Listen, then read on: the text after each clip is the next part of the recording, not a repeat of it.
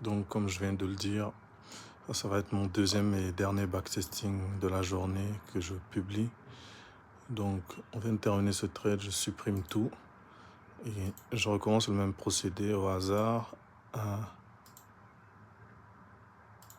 2, allez, 3, 4, 5 et 6. Comme ça on n'a pas choisi les mêmes chiffres. Je recommence en weekly pour regarder un peu globalement qu'est-ce que ça raconte. Ok, je vois qu'ici on a rejeté une FVG en weekly. On va respecter. On a débuté une expansion. Donc je descends en daily. Qu'est-ce que je vois en daily? Que le marché il est moche. On est dans une putain de consolidation. Enfin, dans une consolidation, pardon. On va éviter les gros mots. Donc voilà. Logiquement, par rapport à la target de weekly, on devrait plutôt target ce high. Mais dans les consolidations, il faut être prudent. Il faut acheter bas et vendre haut. Donc voilà le trade un peu plus compliqué que j'attendais. Tant mieux. Donc qu'est-ce qu'on a ici? On a quand même un respect. Une prise de liquidité. On a un respect de cette FVG ici. En H4.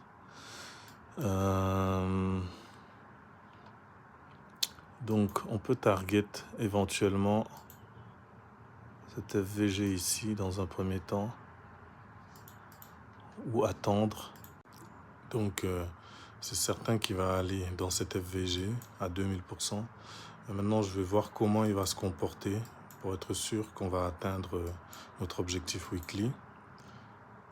Donc il y a un petit blocage, voilà. Il a disrespect, donc ici moi je peux entrer là et je suis certain qu'il va aller TP. Voilà, aussi simple que ça. Trading n'a pas besoin d'être plus compliqué. Ici j'entre sauvagement en H1, mais j'aurais pu descendre en plus petit time frame encore pour être un peu plus précis. Alors, ça bloque, voilà. Et voilà, 2 trades d'affilée coup sur coup et 2 trades réussis. Voilà. Prochainement sur la chaîne, on va commencer à aborder les principes, les concepts pour pouvoir arriver à ce genre de résultats plus sereinement. Ça ne veut pas dire que c'est 100% de réussite, mais ça veut dire qu'on est dans les meilleures probabilités pour réussir, quoi. Donc voilà, à bientôt.